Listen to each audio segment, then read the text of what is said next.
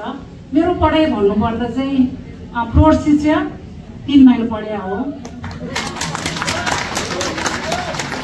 अनि फेरि अर्को अब उहाँ यता सरले भन्दै हुनुहुन्छ पेसा चाहिँ भन्नुपर्छ है भनेर अघि नै काममा भनिसक्नु भएको छ उहाँले है।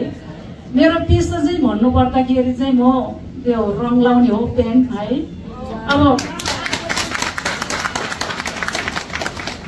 अनि यो पेनहरू पनि विभिन्न किसिमको हुन्छ, घरको फर्निचरको। म चाहिँ घरको पेन लाउँछु, भयो 13 वर्ष।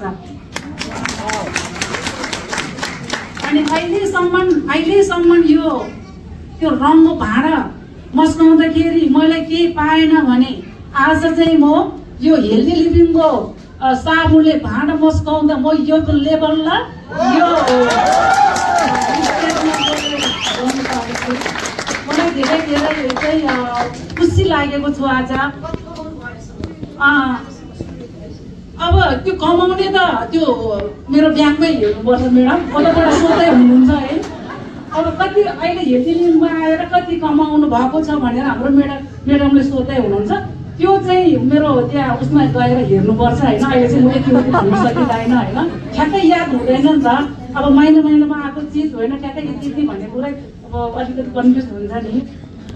मलाई धेरै धेरै खुसी लागेको छ। अब जस्तै म 13 वर्षसम्म अब रङको काम गर्दाखेरि चाहिँ अब घरको अब ड्रेस चेन्ज गरेर त्यहाँ जुन ठाउँको लुगा लाएर चाहिँ म काम गर्नुपर्छ भने आज चाहिँ म तपाईहरुको माझमा स्टेजमा बसेर बोल्नु पाउँदा मलाई अति नै खुसी छु।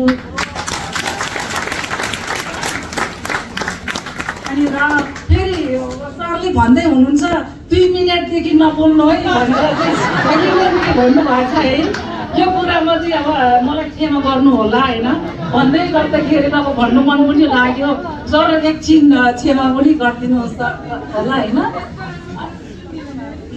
अनि मलाई चाहिँ अब यति खुसी लाग्छ। पहिलोचोटि यो हलभित्र छिर्दाखेरि कुनै सर म्याडमहरू यो स्टेजमा बसेर यस्तै गरी बोल्नु हुँदाखेरि चाहिँ मलाई के लाग्थ्यो भने यो कसरी पुग्छ होला त्यो लेभलमा, पैसा कसरी आउँछ होला, हेल्थ सँगै पैसा पनि आउँछ भन्दाखेरि म एकदम अन्धना धुन्दा अन्यलमा थियो है।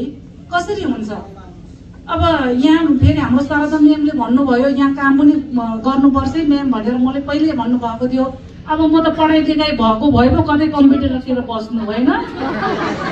अब म्यामले मलाई के भन्नुभएको हो मलाई त एकदम नै है, अब यो कसरी बुझ्ने त।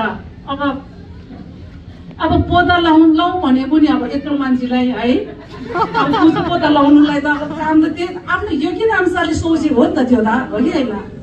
अब पढेको भएर अब कहाँ खाली होला, कहाँ सिट कहाँ कुर्सी खाली होला भनेर सोच्थ्यो नि त होइन। अब म त एउटा आफ्नो त्यो जुन योग्यता अनुसारले खोज्नु पर्यो, हेर्नु पर्यो नि त होइन।